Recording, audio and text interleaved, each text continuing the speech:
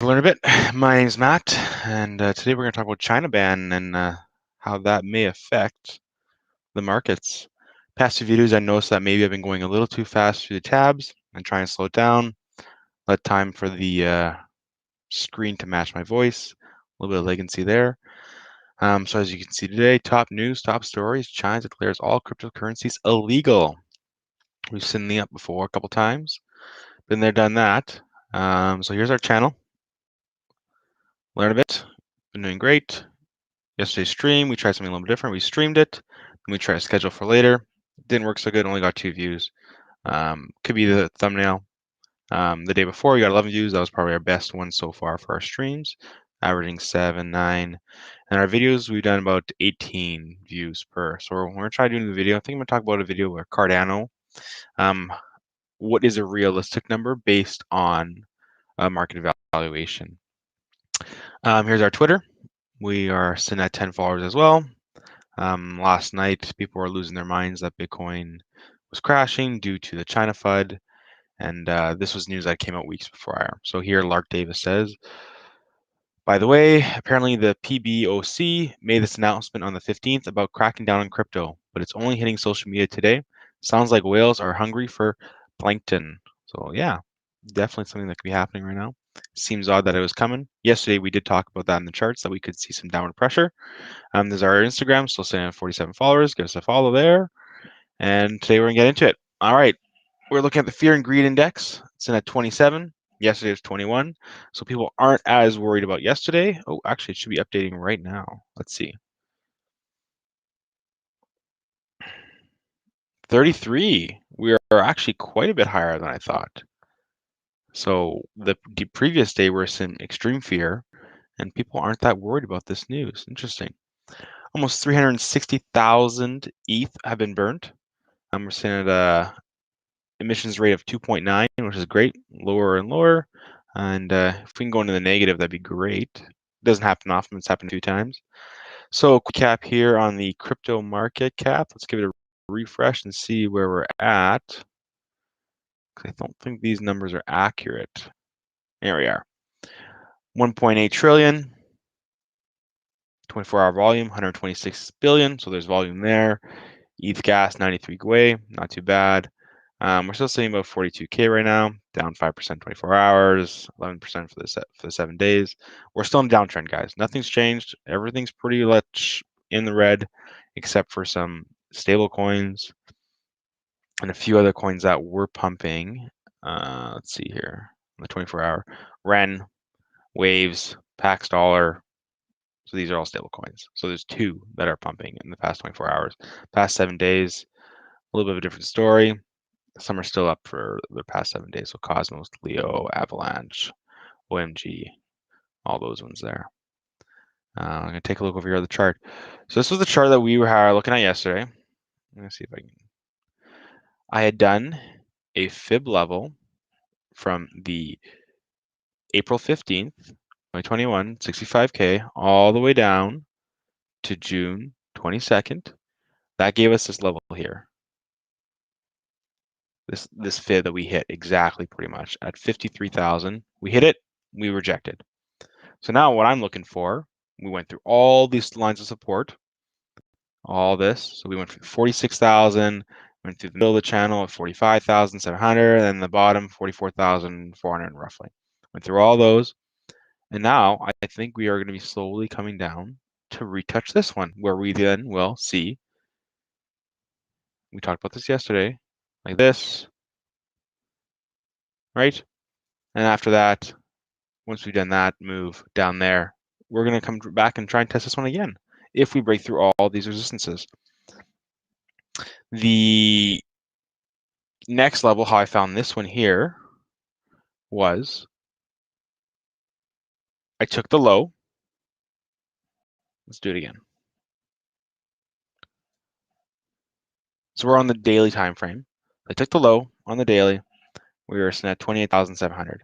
I took the high of our 53,000, and that gave me this.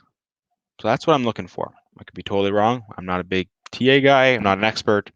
Definitely something that I've been looking at. I've been finding that these golden pocket ratios from Dan Chart Champion, I'm not subscribed to their services, but I find he does have some good stuff and he's got some good insights.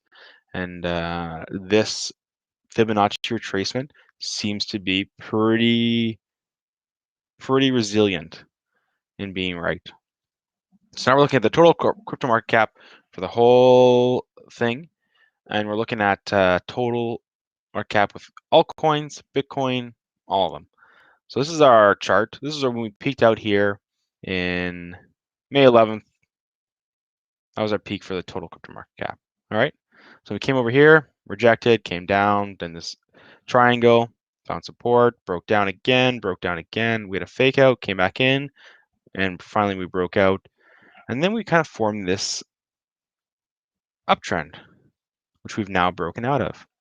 So if we were to reclaim this uptrend or even find this as resistance and kept pushing up above it, I'm looking for October 15th before we see a new all-time high for our total crypto market cap. And I was just kind of looking at something back here. So if we went to the monthly chart, I think I'd found this last night.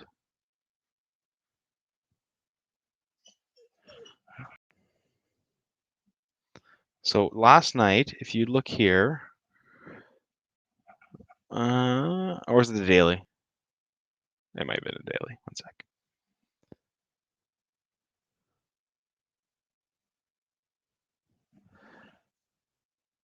We came over here. Oh God, I can't find it. Oh, it was the Bitcoin chart. Sorry, my bad.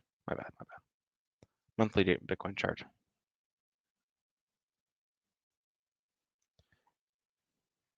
Sorry, I'm still trying to use Trading View here. So here we go. This was our 20,000 all-time high. Came down. Downtrend never changed. Over here, our downtrend has changed. We're getting a little bit of a bounce. Is this bounce going to be enough to break this trend of our down, or is this our V-shaped recovery? Boom. I don't think so. It looks completely different. It just doesn't seem like it's the same level. It looks a little different. Here we had the March crash. And again, look at that candle. It brought us all the way back down to levels back from 2018. This would have been the buying opportunity of a lifetime. So what we did in gains from, it took 1, 2, 3, 4, 5 months-ish, 5.5 months to get to from here to here. We did it in 1 month. So that you could tell the buying. No one was expecting a crash like that. It happened that quickly and to recover that fast, right? And Bitcoin was one of the fastest assets that recovered throughout the stock market. Stock market as well is doing great. It's on a tear. So if you have your money in there, you're definitely being diversified, and I think it's a safe to have a few dollars in a few different places, like I do myself. And yeah, so hopefully that's something we see. I'm looking at the stock to flow model chart here now. It says a fair valuation for the stock to flow model will be $108,000 US, which is great. So we're a little bit below that. Over here in the past, the first 2013, we rallied up of it in the orange. This one here, we're taking a bigger correction. And it's taking a little more time, but we're in the yellow. And usually once we're in the yellow, we do start to see that parabolic movement. So that's what I'm looking for. I'm not too concerned yet. I'm just going to keep waiting. I'm not too worried about it at this point. China has banned crypto a bunch of times. If you look at Bitcoin's arbitrary, you can find how many times Bitcoin has died this year. So here we got 1, 2, 3, 4, 5, 6, 7, 8, 9, 10, 11, 12, a bunch here. There's quite a few. Bitcoin's died quite a bit. If you go to all, that's how many times Bitcoin's died since the beginning. And from what I see, it only keeps going up. So you can tell me it's going to die, and maybe one day it will, but we're not there yet. China declares cryptocurrencies transactions as illegal, which I have a hard time believing. They do have some miners still operating in China. And in September 2019, China accounted for 70% of the world Bitcoin mining. Energy use. By April 2020, that fallen to 46%. China's trying to push their mining operations out of China into other countries, and other countries are taking them with open arms. So we'll see how that turns out in the next 5 years, what happens there. And yeah, I think that's all I got for today. I think we're just going to keep waiting for this to close. We're looking for October. Let's take a look at the larger time frame that we have on the Bitstamp chart. So still got time. Still waiting. You on the daily chart, right? We got these levels. So really, for what we're looking for in the next month is, 136% move from here in the next month, which I think is fair. Let's see how it goes. Yeah, thanks for joining. We'll see you guys next time. Bye. Oh, before I forget, like and subscribe